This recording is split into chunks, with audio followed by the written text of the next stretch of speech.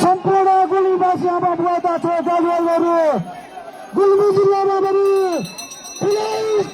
ठुलै सेवा गन्ती बजिसकेको छ। अब गुल्मी जिल्लाले पनि गन्ती बजाउनेछ। हाम्रा दुईवटा उम्मेदवारले विजय हासिल गर्नुहुनेछ।